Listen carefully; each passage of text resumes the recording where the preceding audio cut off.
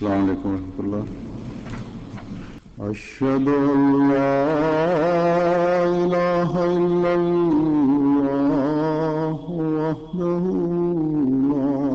شریک لہ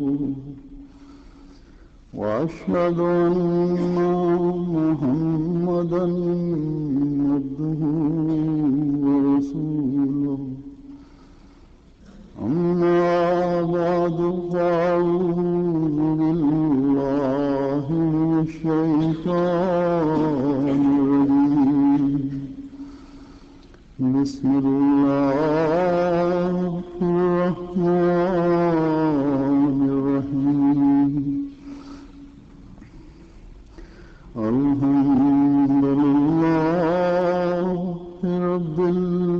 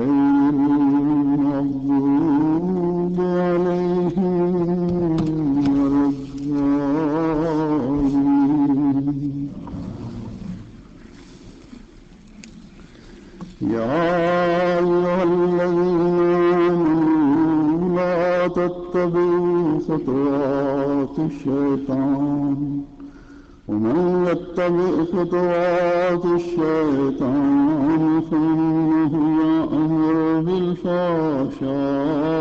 والمنكر ولولا فضل الله عليكم ورحمته ما زكى منكم من أحد أبدا ولكن الله يزكي من يشاء واللہ سمیع علیم.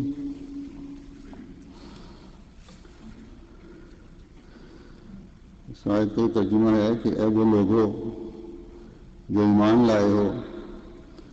شیطان کے قدموں پر مت چلو، اور جو کوئی شیطان کے قدموں پر چلتا ہے تو وہ یقیناً بے حیائی اور ناپسندیدہ باتوں کا حکم دیتا ہے. اور اگر اللہ کا فضل اور اس کی رحمت تم پر نہ ہو تو ان میں سے کوئی ایک بھی کبھی پاک نہ ہو سکتا، لیکن اللہ جسے چاہتا ہے پاک کر دیتا ہے. اللہ بہت سننے والا اور دائمی علم رکھنے والا ہے.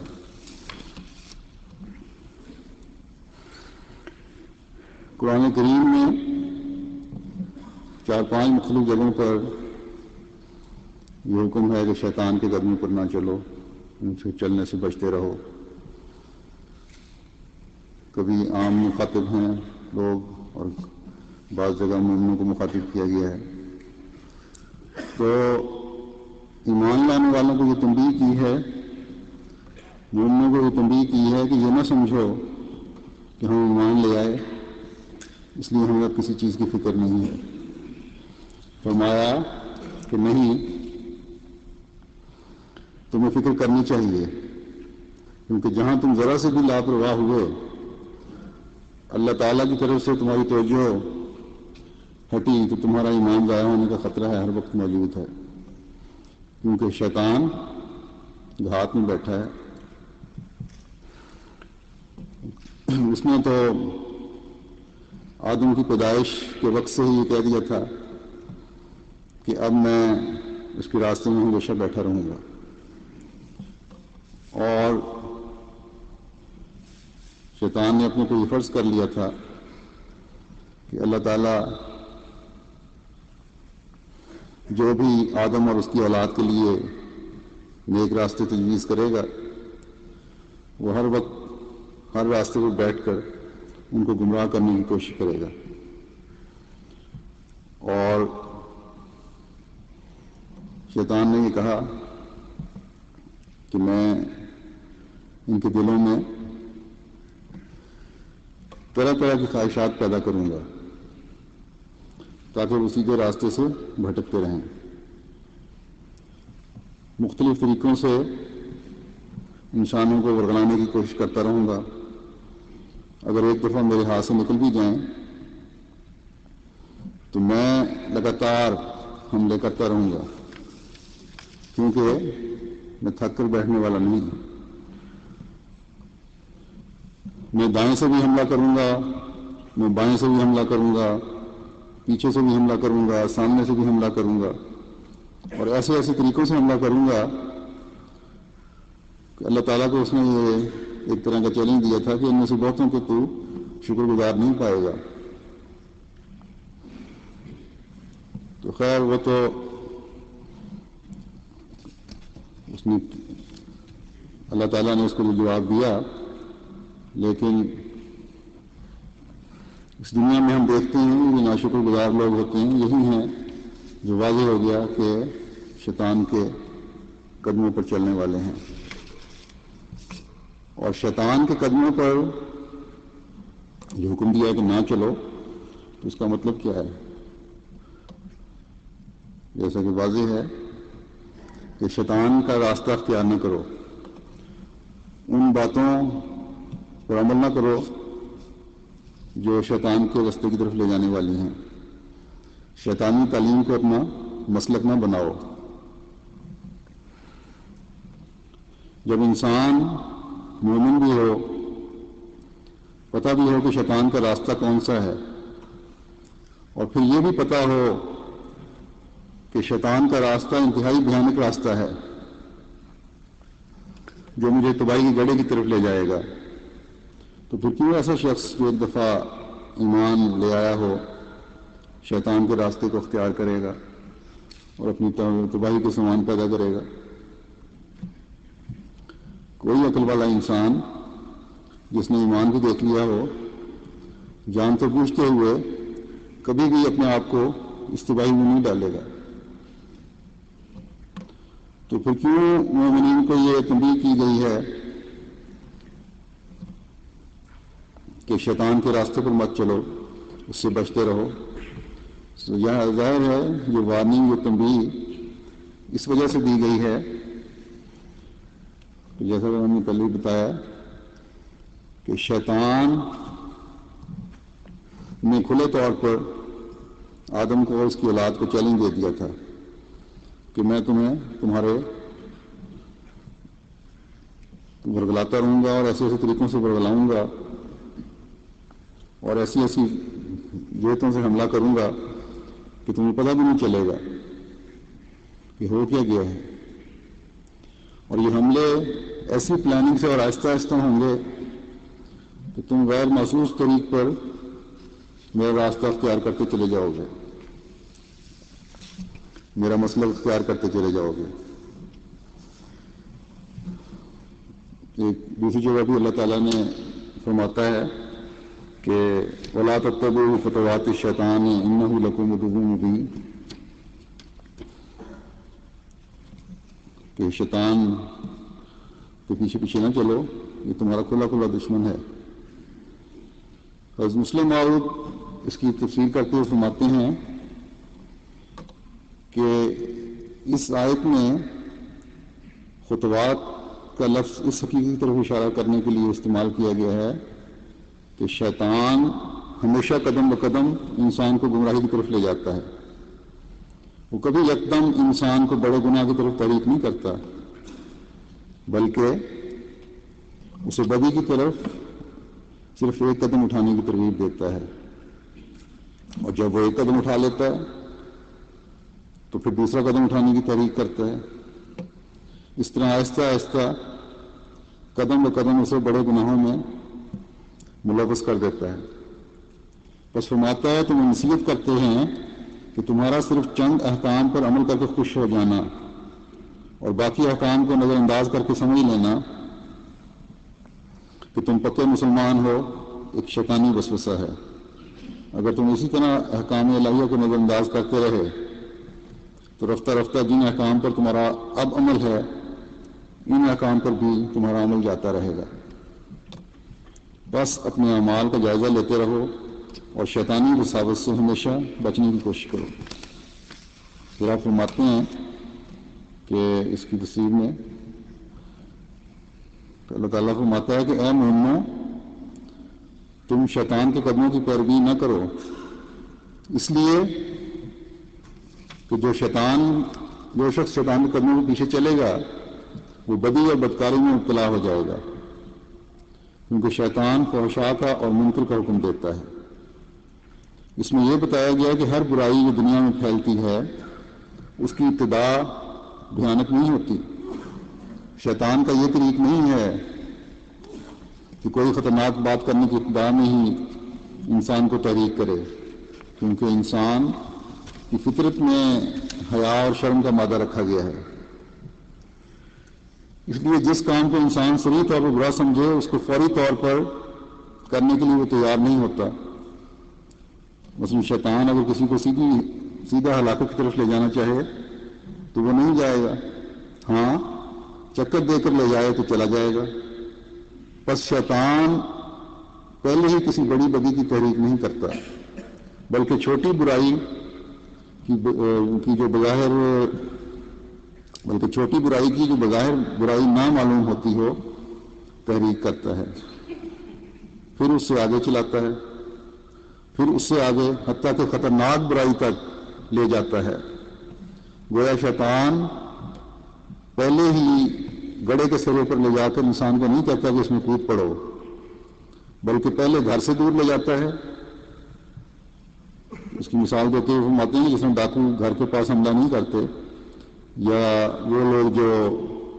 بچوں کو قتل کرتے ہیں وہ گھر کے پاس نہیں کرتے، بلکہ ان کو دھوکہ اور فریب سے دور لے جاتے ہیں۔ کہتے ہیں آؤ تمہیں مٹھائی کھلائیں، اور جب شہر یا گاؤں سے باہر لے جاتے ہیں اور دیکھتے ہیں کہ اب کوئی دیکھنے والا نہیں تو گلا گھونٹ کر مار دیتے ہیں۔ یہاں بھی ایسے واقعات کئی ہوتے ہیں، آپ لوگ پڑھتے ہیں اخباروں میں۔ تو یہی طریق شیطان کا ہوتا ہے، وہ پہلے انسان کو اس کلا سے نکالتا ہے جسے جہاں خدا نے اس کو محفوظ کیا ہوتا ہے، یعنی فطرت صحیحہ کا کلا۔ پھر انسان اس سے باہر چلے جاتا ہے اور سمجھتا ہے کہ کوئی حرج نہیں، مگر ہوتے ہوتے وہ اتنا دور چلا جاتا ہے کہ پھر اس کا واپس لوٹنا مشکل ہو جاتا ہے، اور شیطان کے پنجے میں گرفتار ہو کر تباہ ہو جاتا ہے۔ جھوٹے الزامات کے ذکر کے ساتھ یہ نصیحت فرما کر اس طرح توجہ دلائی گئی ہے کہ تم یہ نہ کہنا کہ یہ معمولی بات ہے، کیا ہوا اگر ہم نے کسی پر زنا کا الزام لگا دیا، یا یہ کہ ہم نے تو نہیں لگایا، کسی نے ہمیں بات سنائی اور ہم نے آگے سنا دی۔ تو شیطان کا یہی طریق ہے، وہ پہلے اپنے پیچھے چلاتا ہے اور آہستہ آہستہ روحانیت اور شریعت کا قلعہ سے دور لے جاتا ہے، اور جب انسان دور چلا جاتا ہے تو اس کو مار ڈالتا ہے۔ بس شیطان پہلے تو یہی کرے گا کہ تحریک کرے گا کہ دوسرے کی کئی بات بیان کر دو، تمہارا اس میں کیا حرج ہے، لیکن جب تم ایسا کر لو گے تو پھر خود تمہارے منہ سے ایسی بات نکلوائے گا، جب یہ بھی کر لو گے تو پھر اس فعل کا تم سے ارتکاب کروا لے گا۔ بس تم پہلے اس کے پیچھے نہ چلو اور پہلے قدم پر ہی اس کی بات کو رد کر دو تاکہ تم تباہی سے بچو، محفوظ رہو۔ اور اس رد کرنے کے لیے بھی اللہ تعالیٰ کی مدد کی، اس کے فضل کی ضرورت ہے۔ اس لیے ہمیں نمازوں کے ذریعے سے، استغفار کے ذریعے سے اللہ تعالیٰ کی مدد ہمیشہ مانگتے رہنا چاہیے۔ 5 وقت نمازیں کا ہمیں حکم دے کر اللہ تعالیٰ نے یہی ہمیں سکھایا رستہ کہ شیطان سے بچنے کے لیے 5 وقت میرے حضور حاضر ہو اور میرا فضل مانگو تو انشاءاللہ تعالیٰ اس سے محفوظ رہو گے، بہت ساری برائیاں تمہارے اندر نہیں جائیں گی، کیونکہ شیطان تو جسم کے اندر ہر وقت موجود ہے، جیسے کہ اس حدیث سے ظاہر ہے۔ جابر روایت کرتے ہیں کہ رسول اللہ صلی اللہ علیہ وسلم نے فرمایا کہ ایسی عورتوں کے ہاں نہ جاؤ جن کے خامن غائب ہوں، کیونکہ شیطان انسان کی رگوں میں خون کی مانند دوڑتا ہے۔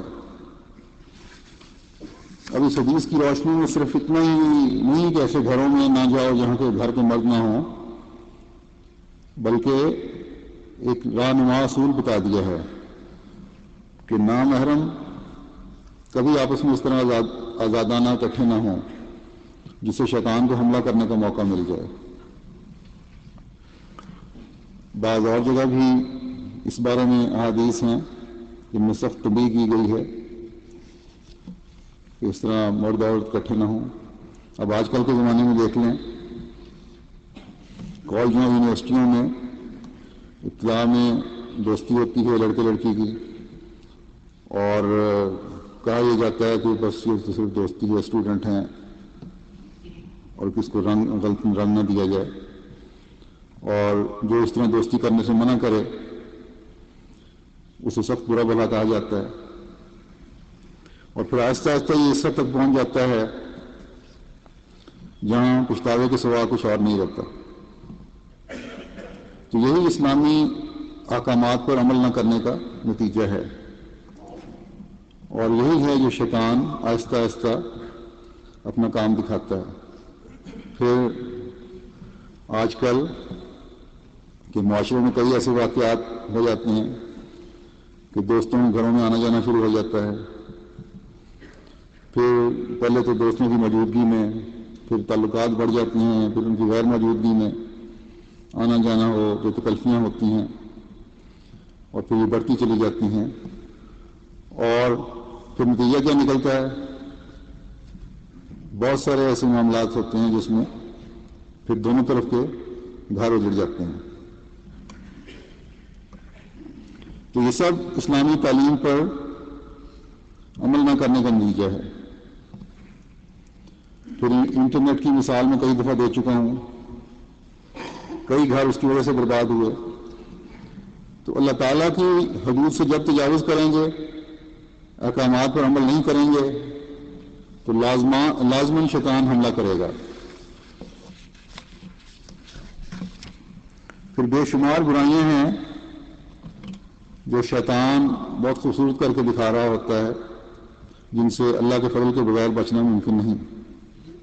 مثلاً ایک اچھا بھلا شخص جو بظاہر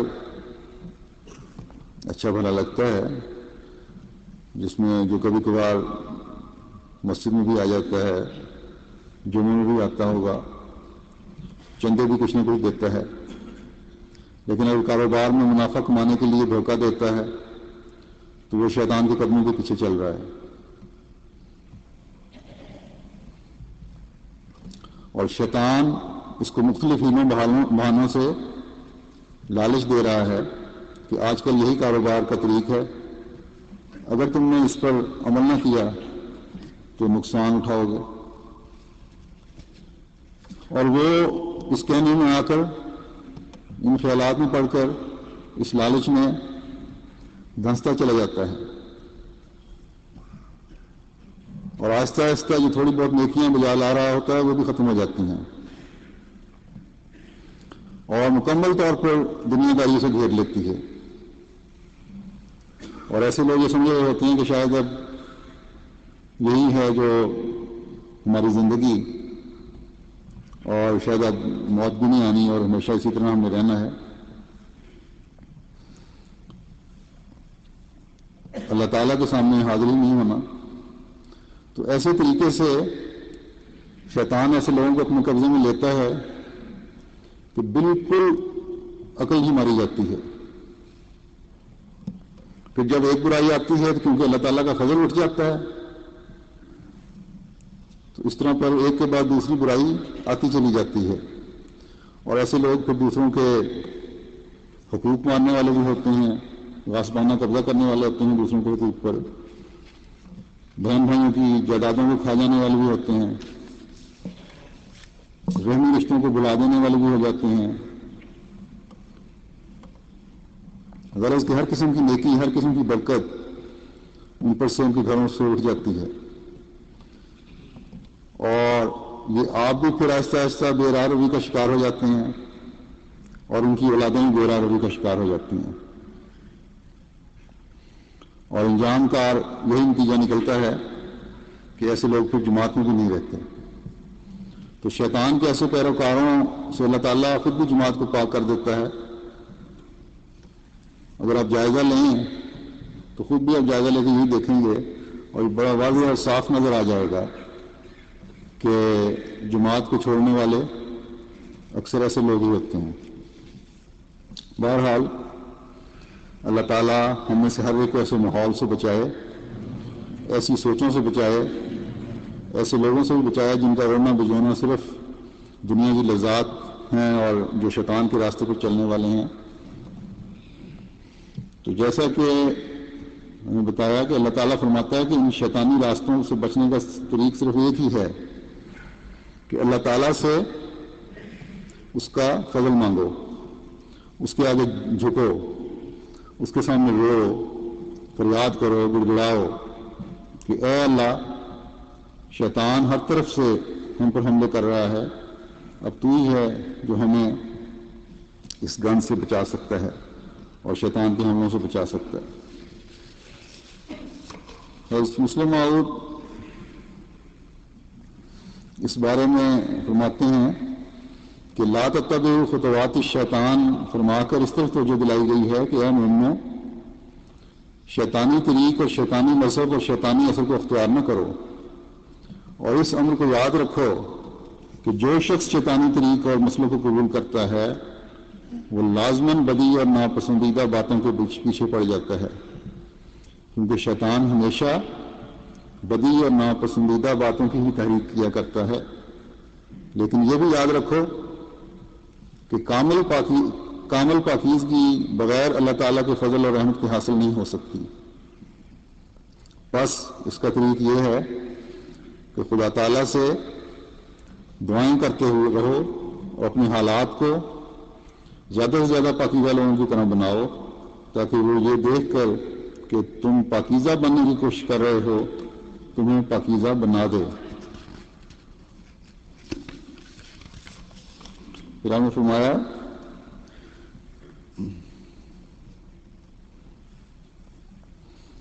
کہ شیطان ہمیشہ انسان کے پیچھے پڑا رہتا ہے،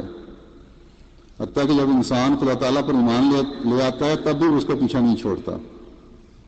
اور اسے گمراہ کرنے کی کوشش کرتا رہتا ہے. اور کئی لوگ اس کے دھوکے میں آ کر ایمان لانے کے بعد بھی اس کی باتوں کو ماننے لگ جاتے ہیں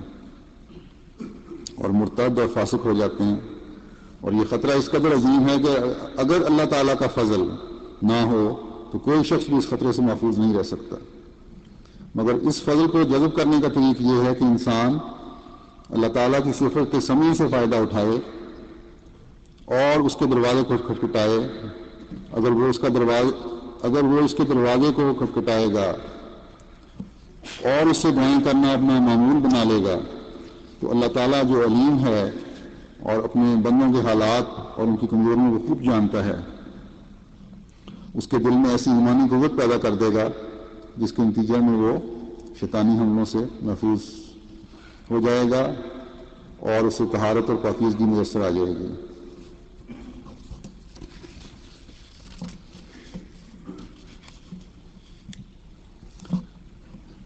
جب دعائیں کر رہے ہوں شیطان سے بچنے کے لیے، جو کہ روز ہر احمد کو ضرور کرنی چاہیے،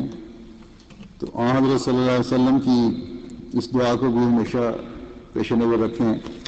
حدیث میں آتا ہے کہ حضرت عبداللہ روایت کرتے ہیں کہ رسول اللہ صلی اللہ علیہ وسلم نے ہمیں کچھ دعائیہ کلمات سکھائے، اور دعائیہ کلمات سکھانے میں آپ کا انداز وہ نہ تھا جو تشہد سکھاتے وقت ہوتا تھا. وہ کلمات یہ ہیں کہ اے اللہ، ہمارے دلوں میں محبت پیدا کر دے اور ہماری اصلاح کر دے اور ہمیں سلامتی کی راہوں پر چلا اور ہمیں اندھیروں سے نجات دے،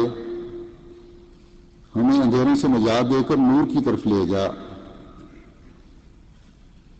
اور ہمیں ظاہری اور باطنی فواہش سے بچا، اور ہمارے لیے ہمارے کانوں میں، ہماری آنکھوں میں، ہمارے دلوں میں، ہماری بیویوں میں اور ہماری اولادوں میں برکت رکھ دے، اور ہم پر رجوع و رحمت ہو. یقیناً تو ہی توبہ قبول کرنے والا اور بار بار رحم کرنے والا ہے. اور ہمیں اپنی نعمتوں کا شکر کرنے والا اور ان کا ذکر خیر کرنے والا اور ان کو قبول کرنے والا بنا، اور اے اللہ ہم پر وہ نعمتیں مکمل فرما۔ اب اللہ تعالیٰ کا فضل مانگنے کے لیے کتنی خوبصورت دعا ہے یہ کہ شیطان کے ہیلوں، اس کی طرف سے پیدا کیے ہوئے وسوسوں،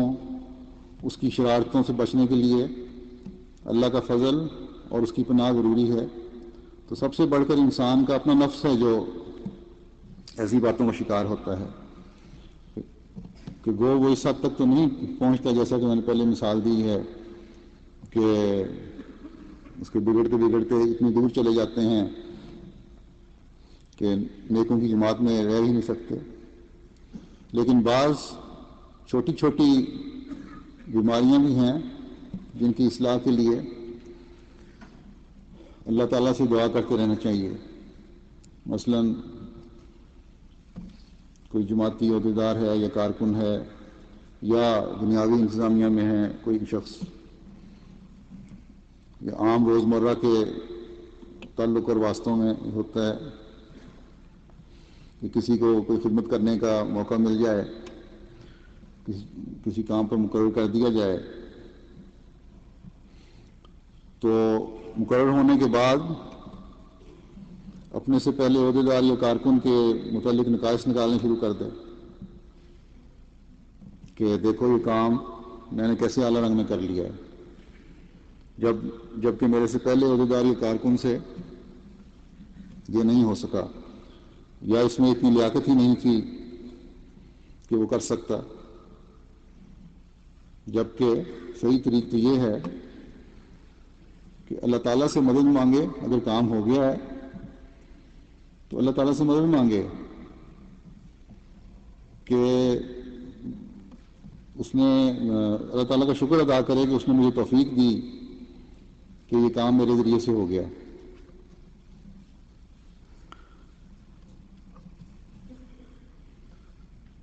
اور یہ دعا کرے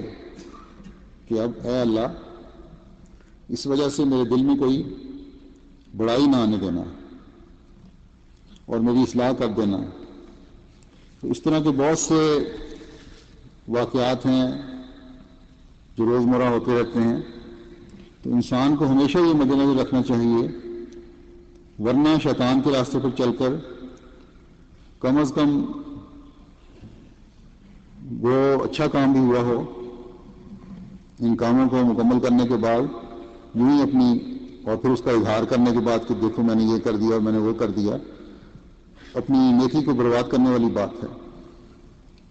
جب اس نہج پر انسان اپنی اصلاح کی کوشش کرتا ہے تو یہی سلامتی کا راستہ ہے۔ انسان کی بچت اس میں ہے کہ یہ سلامتی کے راستے تلاش کرے، ورنہ پھر جیسا کہ فرمایا کہ تم روشنی سے اندھیروں کی طرف جاؤ گے، اور یہ شیطان کا راستہ ہے روشنی سے اندھیروں کی طرف جانا۔ اس لیے ہمیشہ شیطان سے پناہ مانگتے رہو، اللہ تعالیٰ سے اس کا فضل مانگو، اور یہ دعا کرو کہ اے اللہ ہمیں اندھیروں سے نجات دے کر نور کی طرف لے جا، اور ہر قسم کی خواہش سے ہمیں بچا، چاہے وہ ظاہری ہوں چاہے باطنی ہوں۔ اور ظاہری سے تو پھر بعض خوف ایسے ہوتے ہیں جو روکنے میں کردار ادا کر رہے ہوتے ہیں، لیکن چھپی ہوئی خواہش جو ہیں یہ ایسے ہیں جو بعض دفعہ انسان کو متاثر کرتے ہوئے بہت دور لے جاتے ہیں۔ مثلا بعض دفعہ غلط نظارے ہیں، غلط فلمیں ہیں، بالکل اریاں فلمیں ہیں، اس قسم کی دوسری چیزیں دیکھ کر آنکھوں کے زنا مبتلا ہو رہا ہوتا ہے انسان۔ پھر خیالات کا زنا ہے، غلط قسم کی کتابیں پڑھنا یا سوچیں لے کے آنا۔ بعض ماحول ایسے ہیں جن میں بیٹھ کر اس قسم کی فحشاء کا دھنس رہا ہوتا ہے انسان۔ پھر کانوں سے بے حیائی کی باتیں سننا۔ تو یہ دعا سکھائی گئی ہے کہ اے اللہ ہمارا ہر عضو جو ہے اسے اپنے فضل سے پاک کر دے اور ہمیشہ اس کو پاک رکھ،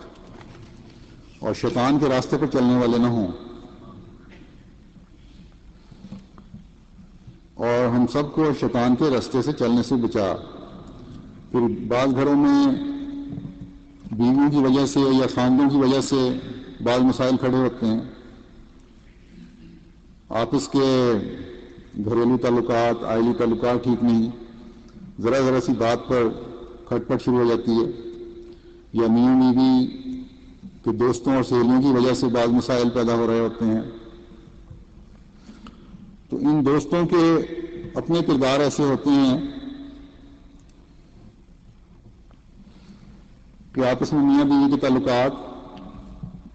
غیر محسوس طریقے پر وہ بگاڑ رہے ہوتے ہیں۔ تو یہ شیطان ہے جو غیر محسوس طریقے پر ایسے گھروں کو اپنے راستوں پر چلانے کی کوشش کرتا ہے۔ پھر اولاد ہے، نیک اولاد ایک نعمت ہے، اس کے لیے اللہ تعالیٰ سے ہمیشہ اللہ تعالیٰ کا فضل مانگتے رہنا چاہیے۔ اولاد ذرا بگڑ جائے تو ماں باپ کو بڑی فکر پیدا ہو جاتی ہے، حال خراب ہو جاتا ہے۔ پھر لڑکیاں بعض ایسی جگہ شادی کرنا چاہتی ہیں جہاں ماں باپ نہیں چاہتے، بعض وجوہ کی بنا پر، مثلا لڑکا احمدی نہیں ہے یا دین سے تعلق نہیں ہے، تو مگر ایک لڑکی پہ ضد ہے کہ میں نے یہی شادی کرنی ہے۔ پھر لڑکے ہیں، بعض ایسی حرکات کے مرتکب ہو جاتے ہیں جو سارے خاندان کی بدنامی کا باعث ہو رہا ہوتا ہے۔ تو اس لیے دعا سکھائی ہے کہ اے اللہ، ہماری اولادوں کی طرف سے ہمیں کسی قسم کا ابتلاء کا سامنا نہ کرنا پڑے، بلکہ ان میں ہمارے لیے برکت رکھ دے۔ اور یہ دعا بچے کی پیدائش سے، بلکہ جب سے پیدائش کی امید ہو تب سے ہی شروع کر دینی چاہیے۔ جیسے کہ اللہ تعالیٰ نے یہ دعا سکھائی ہے کہ ربنا هب لنا من ازواجنا وذرياتنا قرة اعین واجعلنا للمتقین اماما۔ تو اولاد کے قرۃ العین ہونے کے لیے ہمیشہ دعا کرتے رہنا چاہیے۔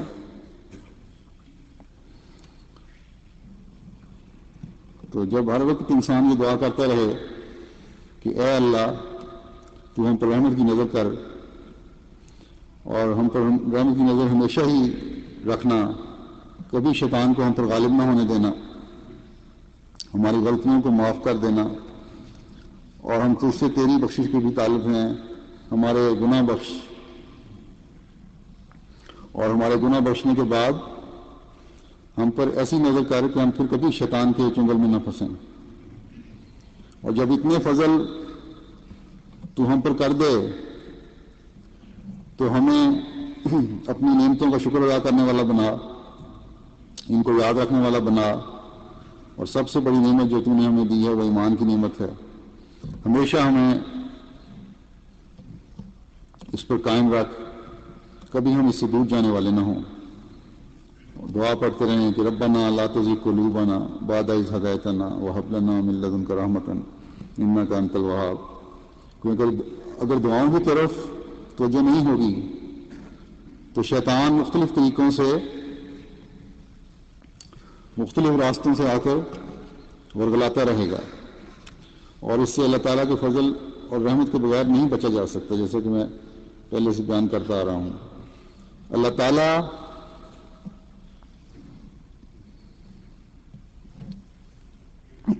تعالیٰ اسے ہی پاک کرتا ہے جسے، جو اس کی سے دعائیں مانگے اور جس پر اس کی رحمت ہو، اور یہ رحمت اس وقت تک اور بھی بہت بڑھ جاتی ہے اس وقت جب اللہ تعالیٰ کی محبت دل میں پیدا ہو جائے۔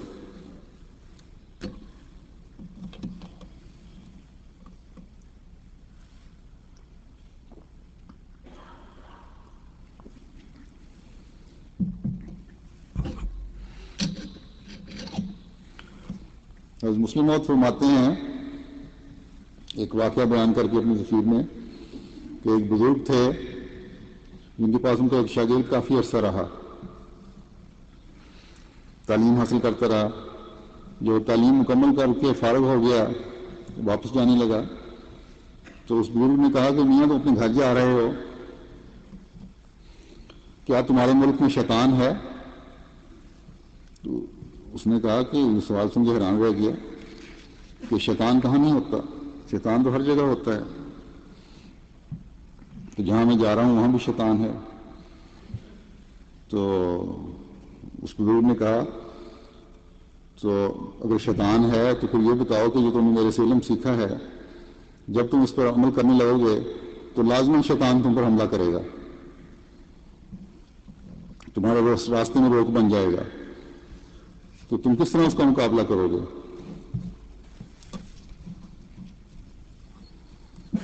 تو اس نے کہا کہ میں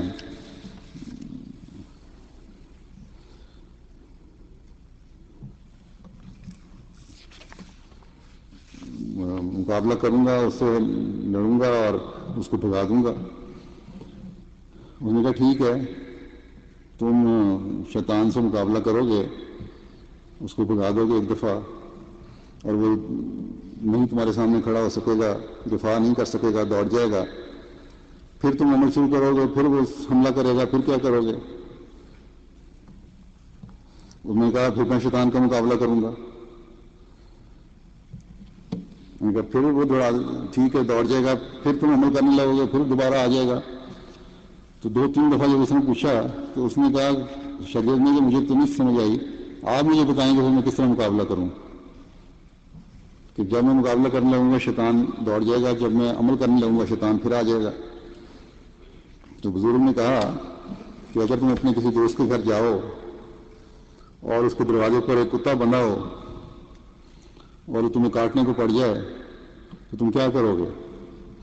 اس نے کہا میں اس کو مقابلہ کروں گا، جو اگر میرے ہاتھ میں سوٹی ہے یا چھڑی ہے یا زمین پہ کوئی پتھر روڑا نظر آیا تو اس کو ماروں گا، دوڑا دوں گا۔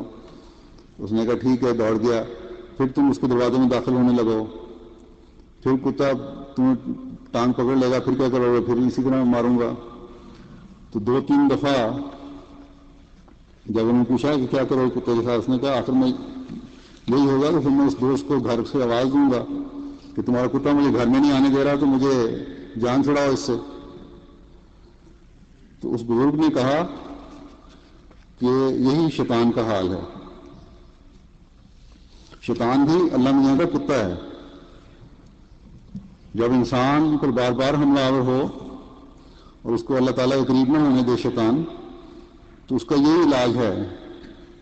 کہ اللہ تعالیٰ کو پکارو اور اسے آواز دو کہ اے اللہ، میں آپ کے پاس آنا چاہتا ہوں مگر آپ کا یہ کتا مجھے آنے نہیں دیتا، اسے روکیے تاکہ میں آپ کے پاس پہنچ جاؤں۔ چنانچہ اللہ تعالیٰ اسے روک لے گا اور شیطان سے حملے سے محفوظ ہو جائے گا انسان۔ تو فرماتے ہیں کہ یہی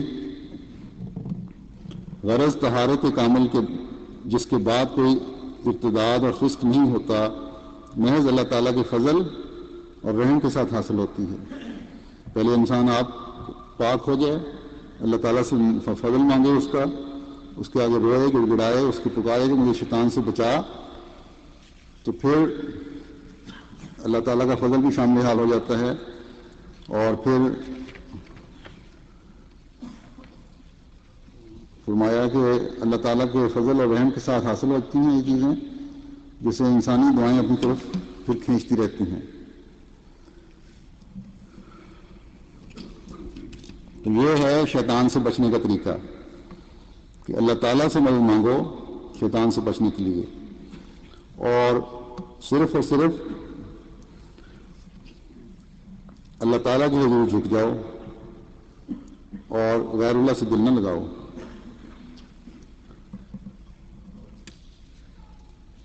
پھر حدیث میں شیطان کے حملوں سے بچنے کی ایک دعا سکھائی ہے، زید بن ارقم رضی اللہ عنہ سے روایت ہے،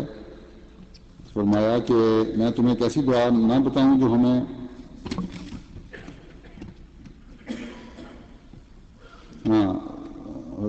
ان سے روایت ہے، انہوں نے لوگوں کو کہا یہ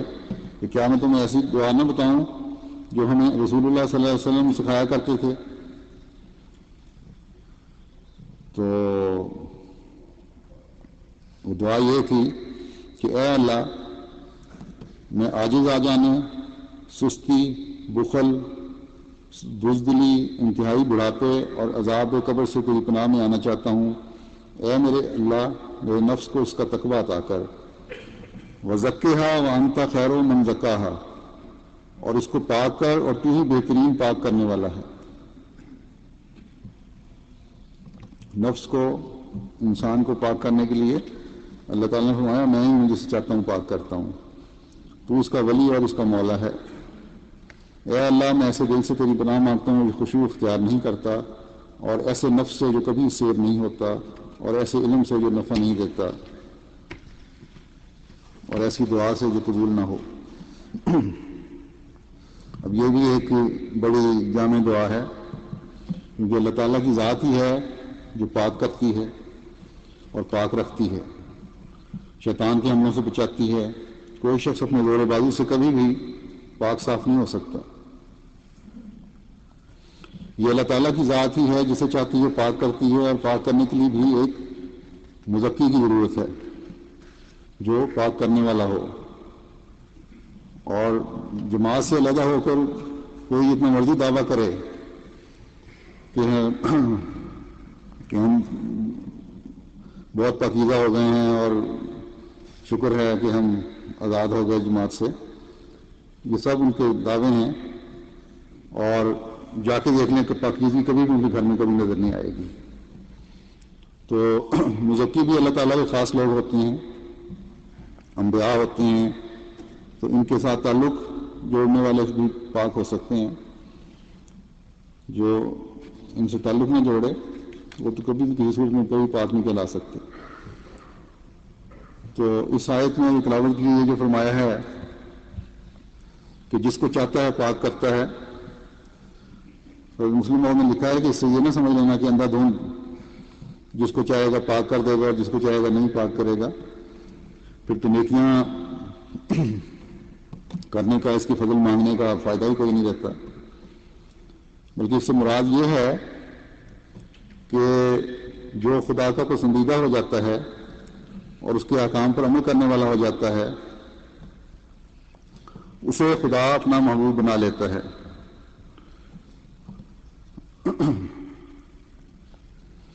اور اسے پاک کر دیتا ہے۔ تو اس زمانے میں اللہ تعالیٰ کے محبوب وہی ہیں جو اس کے محبوب کے محبوب ہیں، جو اس کے محبوب سے تعلق رکھنے والے ہیں۔ تو اس زمانے میں حضرت مسیح موعود علیہ السلام سے تعلق رکھنے والے ہی اللہ تعالیٰ کے محبوب ہیں۔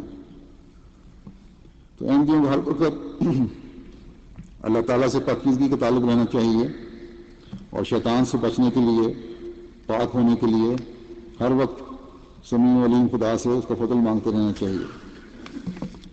حضرت اقدس مسیح موعود علیہ السلام فرماتے ہیں کہ فلا تزکوا انفسکم سے بھی یہی ثابت ہوتا ہے کہ معصوم اور محفوظ ہونا تمہارا کام نہیں ہے، خدا کا ہے۔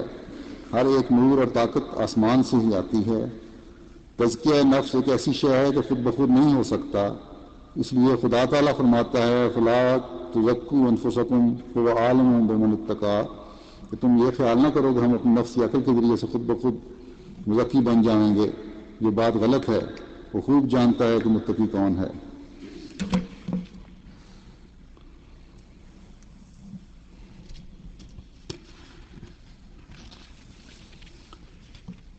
پھر آپ فرماتے ہیں کہ عزیزو، خدا تعالیٰ کے حکموں کو بے قدری سے نہ دیکھو،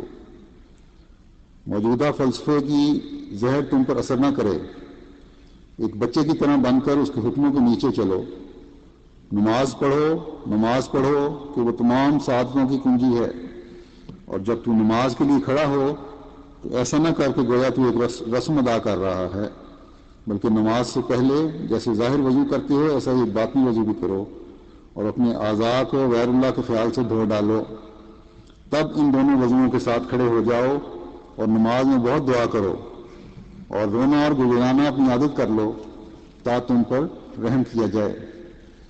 سچائی اختیار کرو کہ وہ دیکھ رہا ہے کہ تمہارے دل کیسے ہیں۔ کیا انسان اس کو بھی دھوکہ دے سکتا ہے؟ کیا اس کے آگے بھی مکاریاں پیش جاتی ہیں؟ نہایت بدبخت آدمی اپنے فاسقانہ افعال اس حد تک پہنچاتا ہے کہ گویا خدا نہیں، تب وہ بہت جلد ہلاک کیا جاتا، اور خدا تعالیٰ کو اس کی کچھ بھی پرواہ نہیں ہوتی۔ عزیزو، اس دنیا کی مجرد منطق ایک شیطان ہے اور اس دنیا کا خالی فلسفہ اور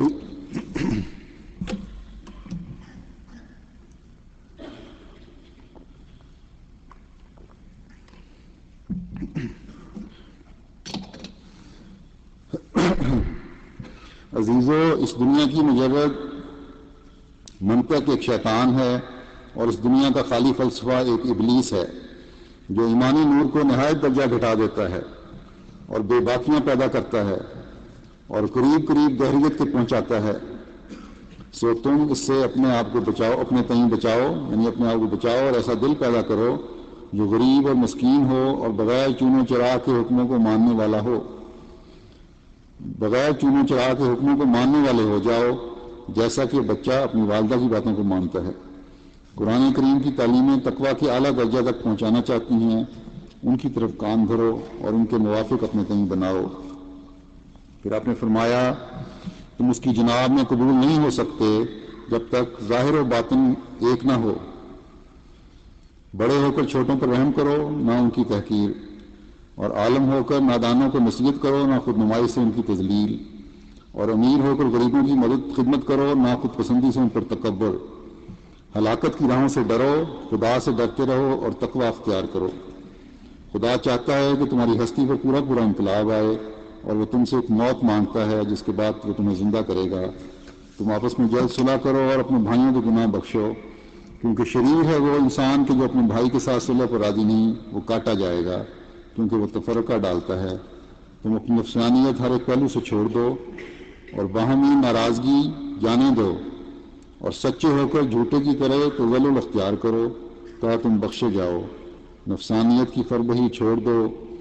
کہ جس دروازے کے لیے تم بلائے گئے ہو اس میں سے ایک فربہ انسان داخل نہیں ہو سکتا، یعنی موٹا انسان داخل نہیں ہو سکتا۔ کیا ہی بدقسمت ہے وہ شخص جو ان باتوں کو نہیں مانتا جو خدا کے منہ سے نکلی، کیا ہی بدقسمت ہے وہ شخص جو ان باتوں کو نہیں مانتا جو خدا کے منہ سے نکلی اور میں نے بیان کی۔ تم اگر چاہتے ہو کہ آسمان پر تم سے خدا راضی ہو تو باہم ایسے ایک ہو جاؤ جیسے ایک پیٹ میں سے دو بھائی۔ تم میں سے زیادہ بزرگ وہی ہے جو زیادہ اپنے بھائی کے گناہ بخشتا ہے، اور بدبخت ہے وہ جو ضد کرتا ہے اور نہیں بخشتا۔ تم سچے دل سے اور پورے صدق سے اور سرگرمی کے قدم سے خدا کے دوست بنو تاکہ وہ بھی تمہارا دوست بن جائے۔ تم ماتحتوں پر اور اپنی بیویوں پر اور اپنے غریب بھائیوں پر رحم کرو تا آسمان پر تم پر بھی رحم ہو۔ تم سچ مچ اس کے ہو جاؤ تا وہ بھی تمہارا ہو جائے۔ پھر آپ نے فرمایا خدا تعالیٰ کی تجلیات اور رحمتوں کے ظہور کے لیے دعا کی بہت بڑی ضرورت ہے، اس لیے ہمیشہ اس پر کمر بستہ رہو اور کبھی مت تھکو۔ غرض اصلاح نفس کے لیے اور خاتمہ بالخیر ہونے کے لیے نیکیوں کی توفیق پانے کے واسطے دوسرا پہلو دعا کا ہے۔ اس میں جس قدر توکل اور یقین اللہ تعالیٰ پر کرے گا اور اس راہ میں نہ بہکنے والا قدم رکھے گا، اسی قدر عمدہ نتائج اور ثمرات ملیں گے۔ تمام مشکلات دور ہو جائیں گی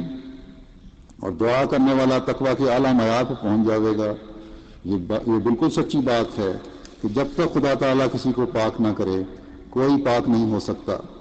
نفسانی جذبات پر محض خدا تعالیٰ کے فضل اور جذبہ ہی سے موت آتی ہے، اور یہ فضل اور جذبہ دعا ہی سے پیدا ہوتا ہے، اور یہ طاقت صرف دعا ہی سے ملتی ہے۔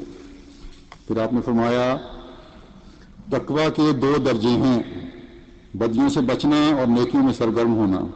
یہ دوسرا مرتبہ محسنین کا ہے۔ اس درجے کے حصول کے بغیر اللہ تعالیٰ خوش نہیں ہو سکتا، اور یہ مقام اور درجہ اللہ تعالیٰ کے فضل کے بغیر حاصل ہی نہیں ہو سکتا۔ جب انسان بدی سے پرہیز کرتا ہے اور نیکیوں کے لیے اس کا دل تڑپتا ہے اور وہ خدا تعالیٰ سے دعائیں کرتا ہے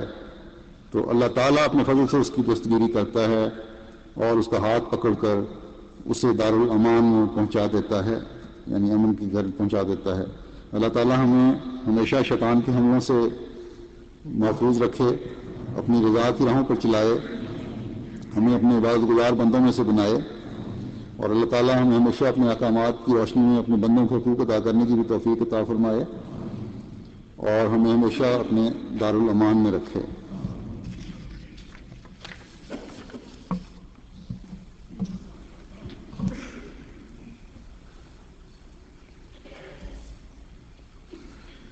الحمد للہ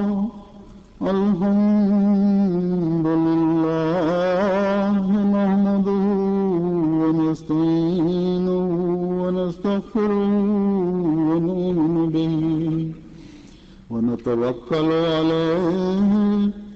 ونعوذ بالله من شرور أنفسنا ومن سيئات أعمالنا من يهده الله فلا مضل له ومن يضلله فلا هادي له ونشهد أن لا إله إلا الله ونشهد أن محمدا عبده ورسوله عباد الله رحمكم الله إن الله يأمر بالعدل والإحسان وإيتاء ذي القربى وينهى عن الفحشاء والمنكر والبغي يعظكم لعلكم تذكرون